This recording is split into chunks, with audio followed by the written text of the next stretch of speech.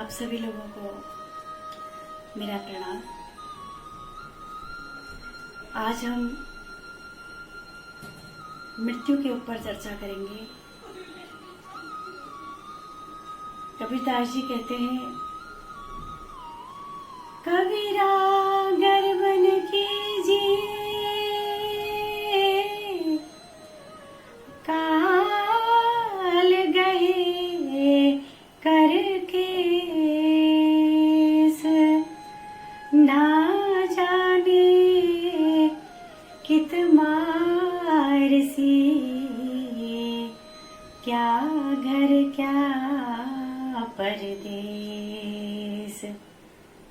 कबीरदास जी कहते हैं कि मृत्यु तो निश्चित है।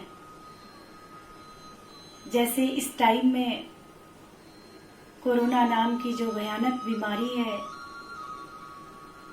ये पूरे विश्व व्याप्त है और सारे लोग मैसेज कर रहे हैं, सारे लोग बता रहे हैं एक दूसरे को कि अपने घर के अंदर रहें, सुरक्षित रहें। तो मेरा कहने का मतलब,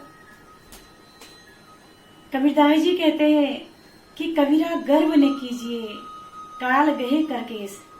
ठीक है, हम सुरक्षित रहें, सावधानियां बरतें, लेकिन जो आया है वो अवश्य जाएगा।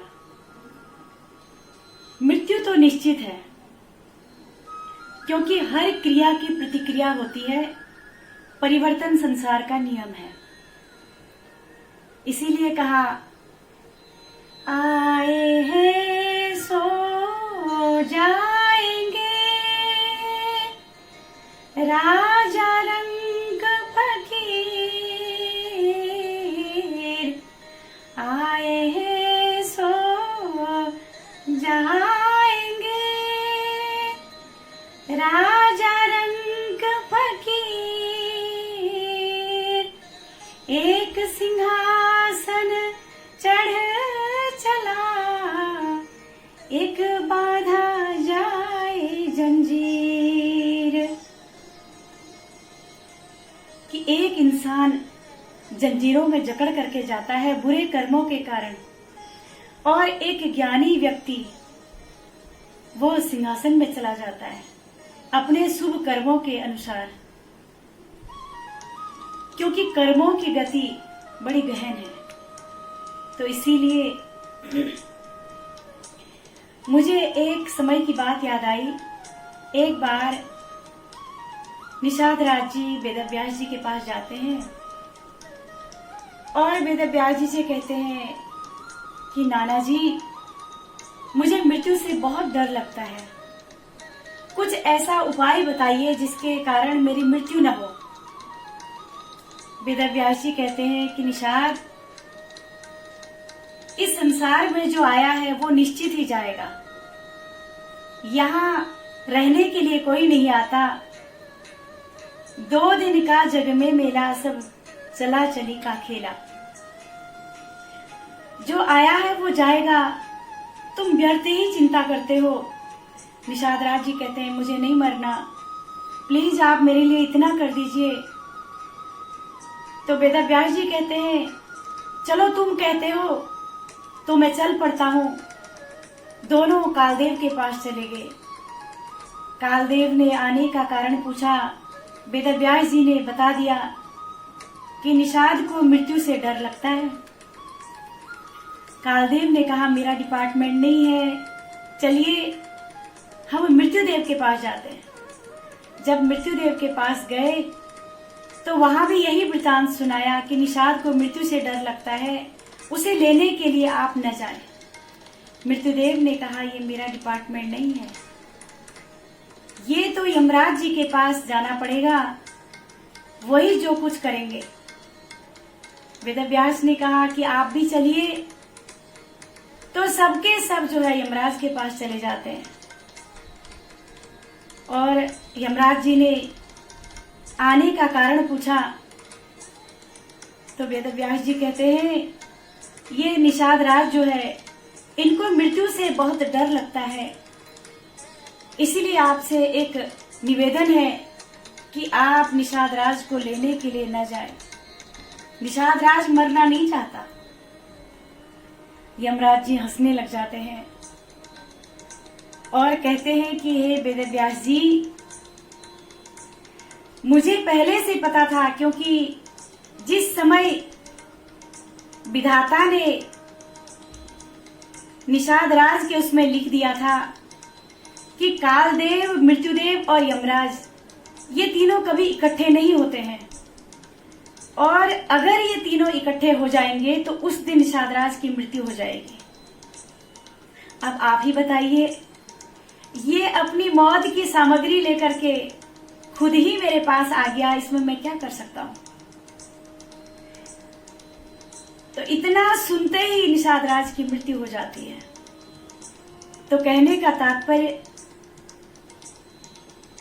कि मृत्यु तो निश्चित है, कितना ही कोई कुछ कह दे, कितना ही कोई कुछ कर दे,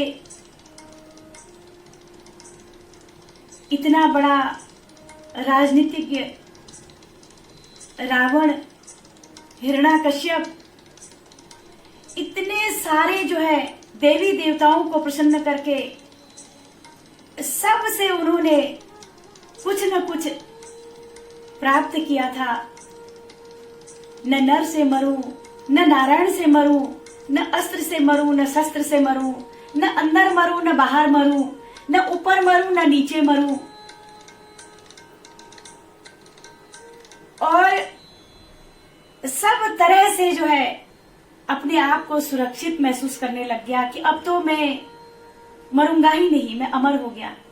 लेकिन जिसने जीवन दिया है उसने मृत्यु भी लिख रखी है। जन्म और मरण ये विधाता के हाथ में है। इसलिए हम उस परमात्मा का चिंतन करें, ध्यान करें, क्योंकि मृत्यु तो निश्चित है, परंतु हम ईश्वर का जब हम चिंतन करेंगे तो हमें मौत से भय नहीं लगेगा, क्योंकि मौत शरीर को आती है, आत्मा को नहीं। आत्मा तो ईश्वर का अंश है, अविनाशी है, ये कभी नहीं मरती। इसलिए इतनी सुंदर बात भगवान कृष्ण ने गीता में अर्जुन को समझा दिया कि अर्जुन, शरीर के टुकड़े टुकड़े कर देने के बाद भी आत्मा का कोई कुछ बिगाड़ नहीं सकता। तो इसीलिए आप सब भी ईश्वर का चिंतन करें, ध्यान करें, भजन करें, ताकि हम उसका चिंतन करते हुए इस शरीर से मुक्त हो पाएं और अपनी सुरक्षा करें, सुरक्षित रहें, घर के अंदर रहें। पर ये न भूलें कि मृत्यु तो कहीं भी आ सकती है। घर के अंदर बंद होने से मृत्यु यहाँ नहीं आ सकती, ऐसा नहीं है। मृत्यु तो कहीं भी आ सकती है। कबीरदास जी ने कहा, ना जाने कित मारसी, क्या घर क्या परदेश। मृत्यु ये नहीं देखती कि आप घर में बैठे हुए हैं, आप खाना खा रहे हैं, आप परदेश में बैठे हुए हैं, आपके इष्ट मित्र, आपके प्रियजन आपके पास नहीं है। मृत्यु ये नहीं देखती। जब मृत्यु है, जिस समय है, उसको कोई टाल नहीं सकता है। इसलिए बीमारी से बचें, ईश्वर का चिंतन करें, मृत्यु को न भूलें। जिसे मृत्यु याद रहती है उसे भगवान याद रहता है। और सबसे बड़ी विडंबना इस कलिकाल के अंदर है कि मनुष्य अपनी मृत्यु को भूल गया है, इसलिए वो परमात्मा को भी भूल जाता है और संसार के अंदर नाना प्रकार के दुष्कर्मों को करता है। बहुत सारे ऐसे बुरे कर्म होते हैं जिन कर्मों का बुरा ही परिणाम होता है, वो जानता भी है लेकिन फिर भी करता है। इसलिए सत्कर्म करें और ईश्वर का चिंतन करें। आप सभी लोगों को मेरा प्रणाम। Like, subscribe and press the bell icon.